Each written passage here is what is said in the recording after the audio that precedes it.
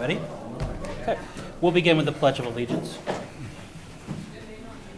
I pledge allegiance to the flag of the United States of America and to the republic for which it stands, one nation, under God, indivisible, with liberty and justice for all.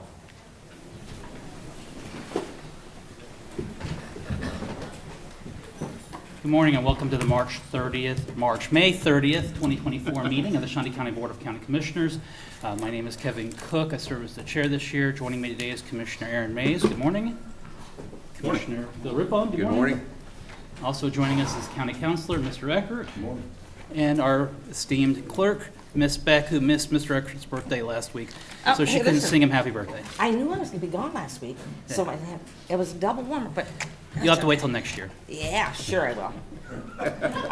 I'll make sure I come back for that. One of us will be here. All right. Ms. Beck, what do we have today? First item is item 3, consent agenda. Is there any questions about the consent agenda? I'll move for approval. Second. There's a motion to approve by Commissioner Mays, second by Commissioner Rippon. All in favor say aye. All opposed? Passes 3-0. Our next item. Item 4, new business. A, County Clerk, number 1, consider all voucher payments. This morning we have vouchers totaling $3,479,710.17. I've reviewed these and there's nothing out of the ordinary on there, so I would move for approval. Second. Motion to approve by Commissioner Mays, second by Commissioner Rippon. All in favor say aye. All opposed? Motion passes 3-0. Our next item. Item A2, consider correction orders. I'll move for approval. Second. Motion to approve by Commissioner Cook, second by Commissioner Rippon. All in favor say aye. All opposed? That passes 3-0. Our next item. Item B, Planning Department. Number 1, consider approval of the 2024 fireworks stands applications for the sale of fireworks from June 27th through July 5th of 2024. Good morning, Commissioners. Shawnee, Director of the Planning Department. As you recognize, every year we come around asking to have approval for fireworks stands. We have 23 applications this year that were submitted and up for approval. The sale of fireworks can occur between Thursday, June 27th and Friday, June 5th, although hopefully those dates are correct. It's the 27th of June through July 5th are the dates that they can be sold. We collected $11,750 for those fireworks stands, and one of them was filed a little bit late, and so there's a $250 penalty fee. We've reviewed them with Public Works and the representative of the Sheriff's Department and myself. 2 of the applications are new this year, so we had 2 new applications. Any questions? Not on the applications themselves, but we're getting closer to that season. I do always get asked what the county's rules are regarding fireworks. I don't know if you know that right offhand or not. I should have prepared myself a little bit better. So the sales of them can occur from 8 a.m. on the 27th through midnight on July 5th. The setting off of fireworks does fall within that range. I do not recall the exact dates that you can set them off, but I do want to point out that that is for unincorporated Shawnee County only.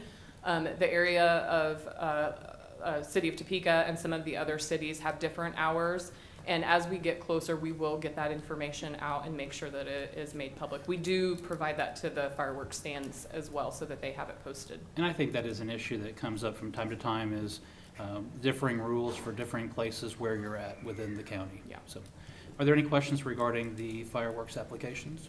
Commissioner Mace? Joni, which one of these has the best deals? I didn't Just see the joking. pricing of them, so I don't know the answer to that. Well, any other questions? I'll move for approval.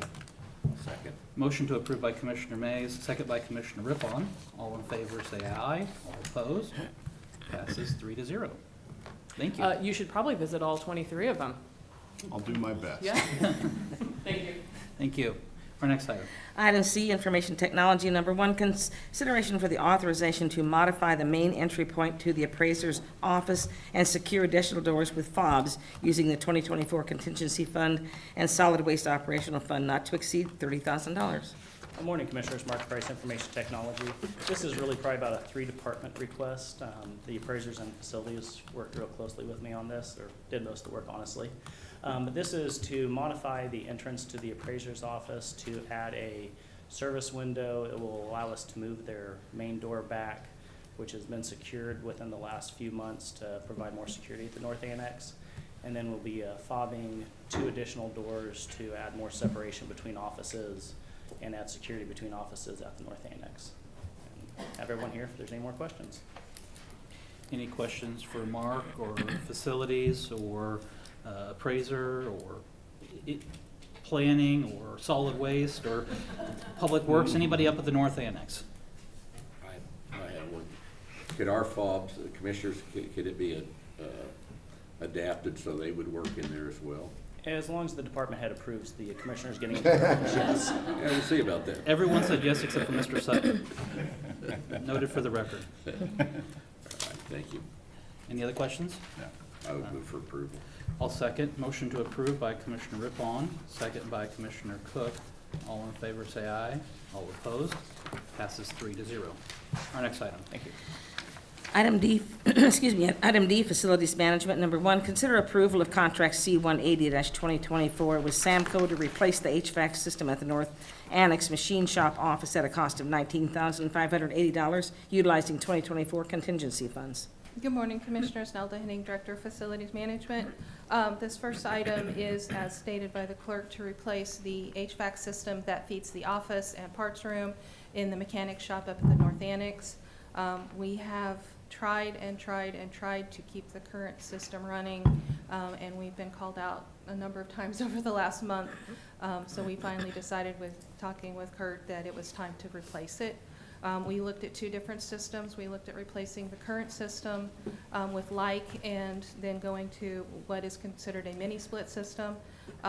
The option in front of you is the mini split system, because for long-term use and maintenance, it's proving to be a better system. And I'd be happy to answer any questions. Any questions regarding this? I'll move for approval. Second. Motion to approve by Commissioner Cook, second by Commissioner Mays. All in favor say aye. All opposed? Passes 3-0. Our next item. Item D2, consider request for proposals for water treatment at the new courthouse boilers and cooler towers. Good morning, Commissioners. Nelda Henning, Director of Facilities Management.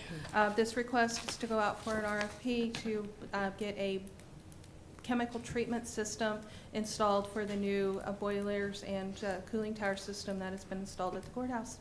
I'd be happy to answer any questions. Any questions? I'll move for approval. Second. Motion to approve by Commissioner Cook, second by Commissioner Mays. All in favor say aye. All opposed? Passes 3-0. Thank you. Thank you. Our next item. Item E, Department of Corrections. Number 1, request approval to purchase medical sensors for monitoring inmates at risk of medical crisis from a sole source vendor at a cost of $110,700 to be paid with grant funds from the Kansas Department of Health and Environment.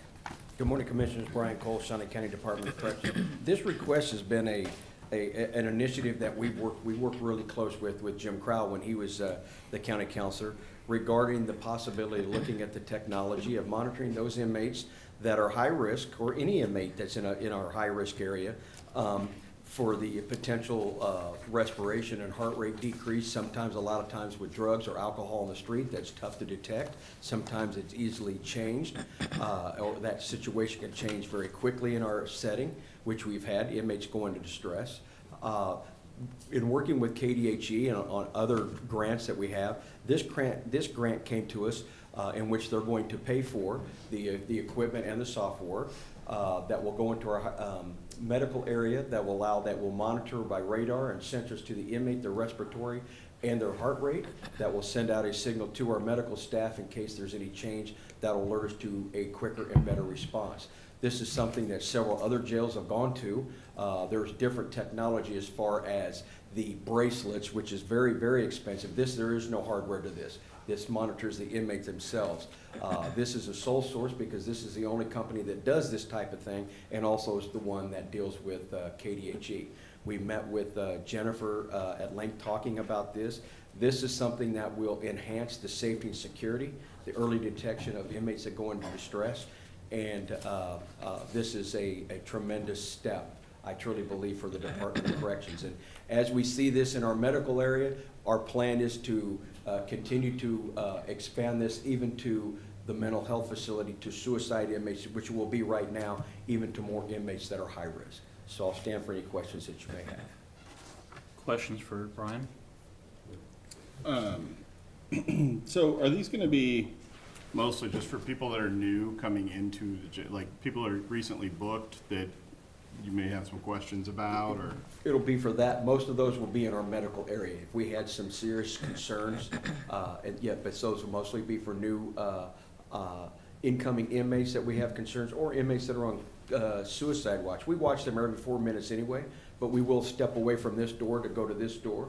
But other than that, it'll be mostly for our detection of those who come in with high levels of dose of overdose potential and intoxication. Yeah, that we can detect. And we've had that more than once in our department. Yeah, and say, it seems like people come in and you don't know what they've ingested Exactly. before they got there, so, yeah.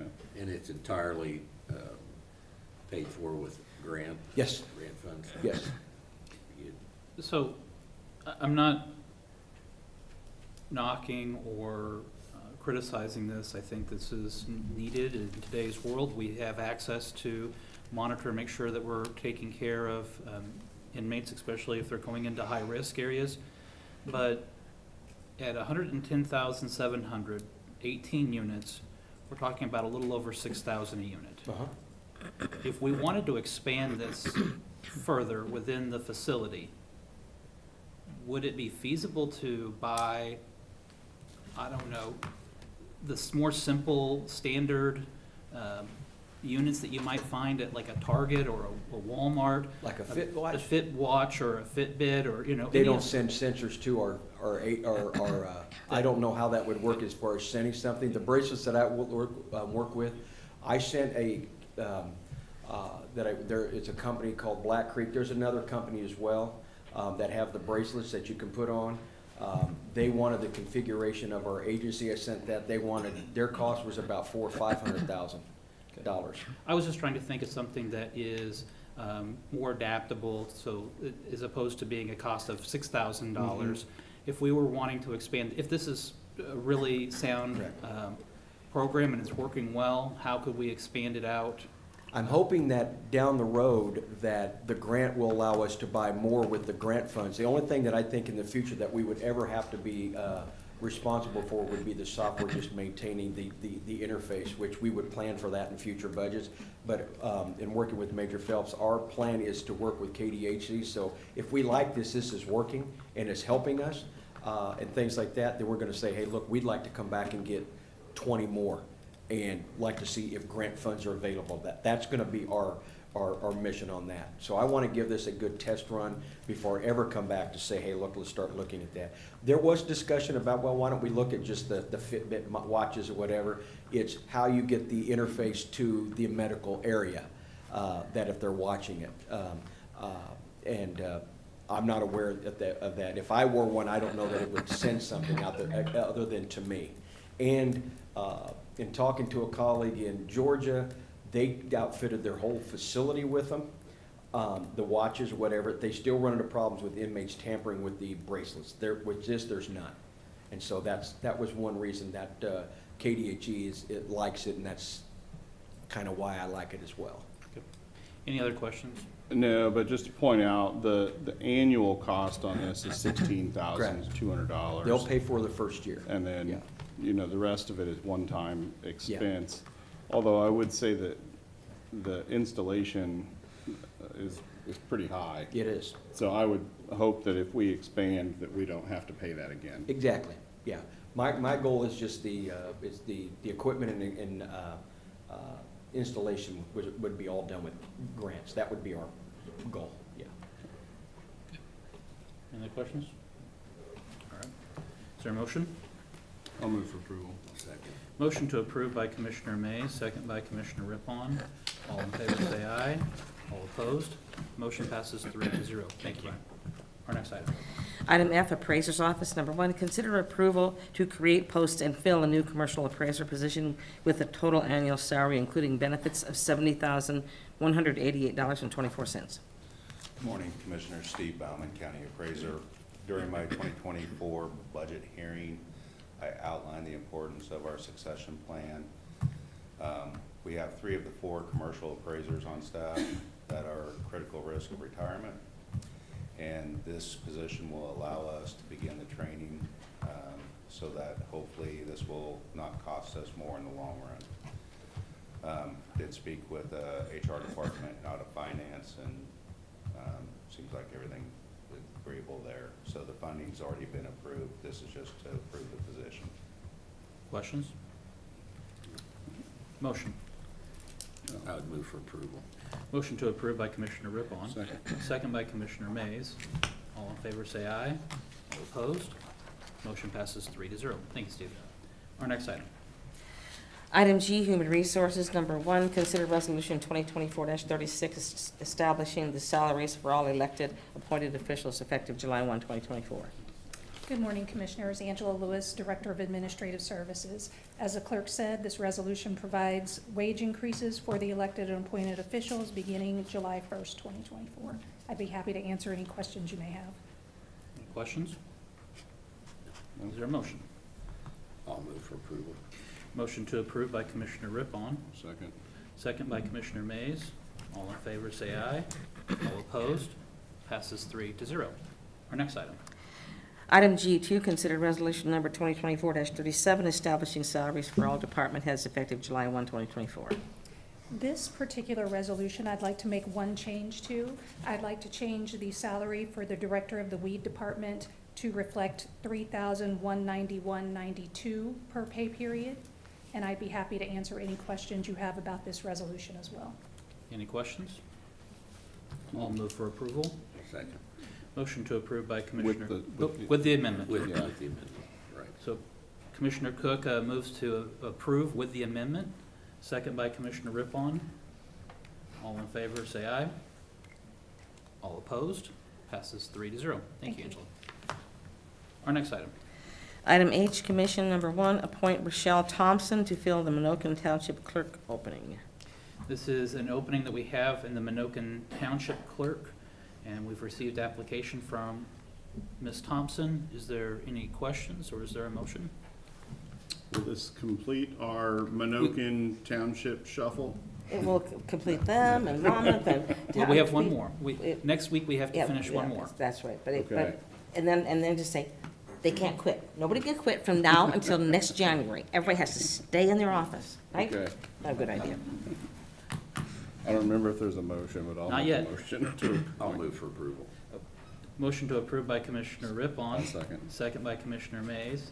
All in favor, say aye. All opposed? Passes 3-0. All right, our next item. Item 5, public comment. We do have one individual signed up for public comment, that being Mr. McClure.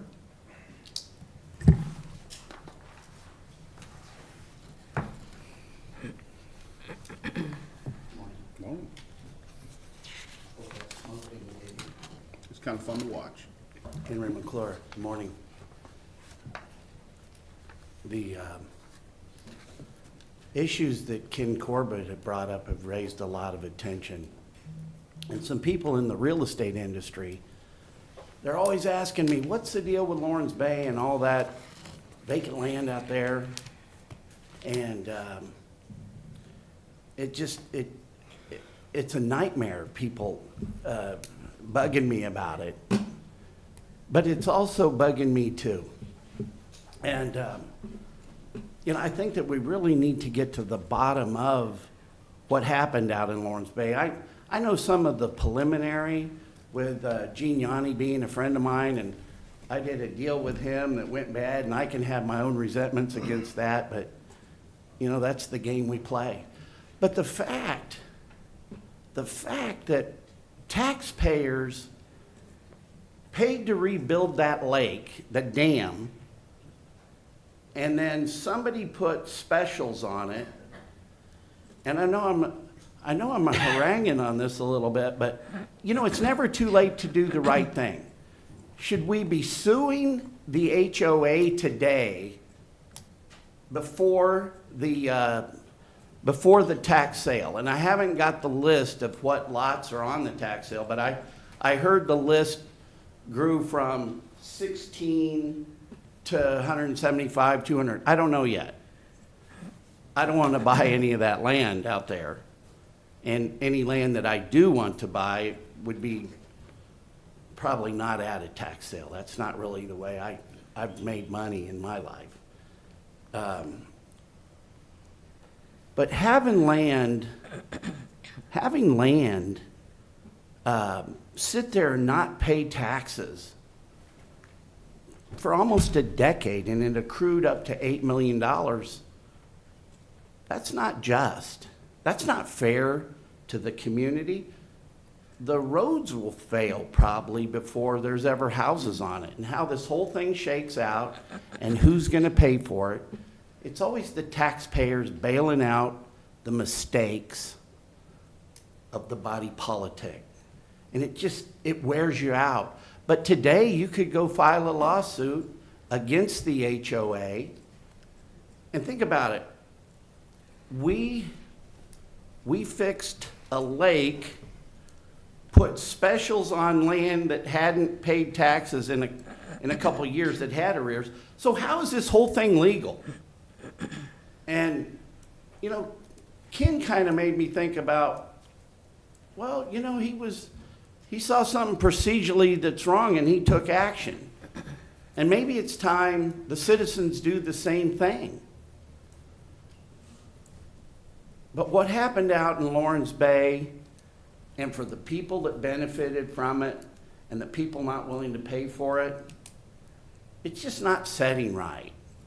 You know, the little guy bailing out the big guy just so he can live on the lake. It's not fair. You guys got elections coming up. It'd be a perfect thing to run on, fixing that today. You can do it today. You could go in and do the right thing today. Figure out how to fix Lawrence Bay between now and November. Perfect timing. Anyway, those are my thoughts. Appreciate you giving me time. Thank you. Any other public comment? Any, next item? Item 6, administrative communications. Any department heads or county employees that wish to address the commission?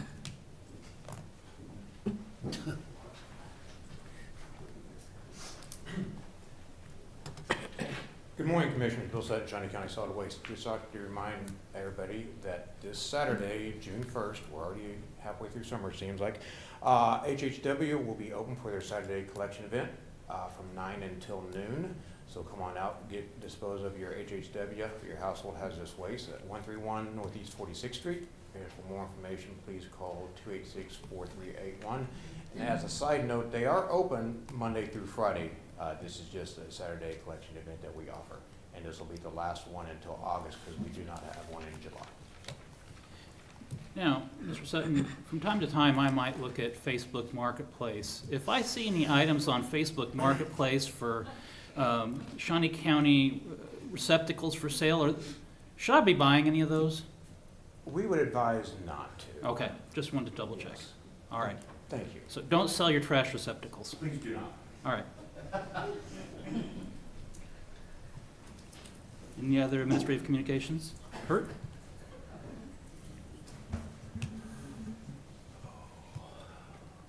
Kurt Neos, Director of Public Works. This is the third Thursday in a row that I want to remind the public about our open house on our Auburn Road project. We'll have an open house meeting this evening from 5:30 to 6:30. We'll have a brief presentation and then an opportunity for the public to meet one-on-one with members of the design team. We welcome everyone. We look forward to the event. Again, that's 5:30 to 6:30. Western Hills Church at 2900 Southwest Auburn Road, which is in the southeast quadrant of the intersection of 29th and Auburn. Thank you. Thank you.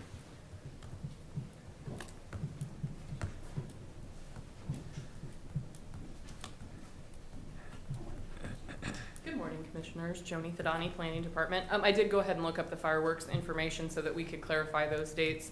So you can discharge fireworks in unincorporated Shawnee County from June 27 at 8 a.m. until July 4 at 11:59 p.m. So only June 27th through July 4.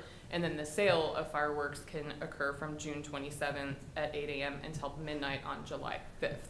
And that actually, the dates that you can sell them is set by the state through the fire marshals, and then we adopted it through our resolution. But the discharge of fireworks for unincorporated Shawnee County is set by us. Okay, thank you. Yeah. Any other administrative communications this morning? Commissioner Rippon? I think German Fest is this weekend. It is. so. It is. Commissioner Mays? Nothing from me. You know, commonly, over the last couple of months, we've had a person who comes to make comment, a public comment, and oftentimes those comments are incomplete or just wrong. And I've been asked by department heads over and over if we're going to start correcting them. And maybe today is the day we start correcting them. So I'm going to call on our county counselor. Does Shawnee County have any investment into rebuilding of any lakes in southwest Shawnee County? The properties that we've been talking about are entirely inside the city limits of the city of Topeka. I don't have any recollection, and maybe the county clerk can help me, of anything happening with that lake that was a county venture. I know that there were conversations back in the day with commissioners who aren't at this table, but those conversations didn't go anywhere at the county side. The specials that were levied upon all those properties are city specials. Okay. They are specials for the roads that were built out there, and I imagine the sewer as well. We have no control over those levies.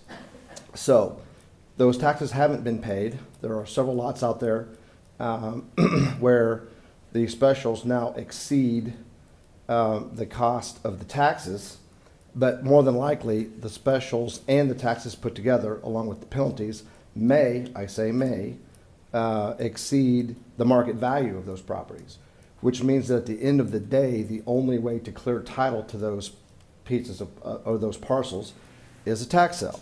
At a tax sale, the amount that those properties bring, it's first levied to the cost of the tax sale. Then whatever's left is to the taxes. If there's anything left, then to the specials.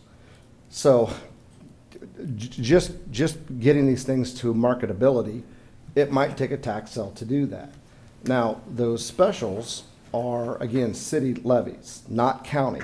So whatever happens to whatever has to be written off, the county has no part in that, and it will not impact county finances.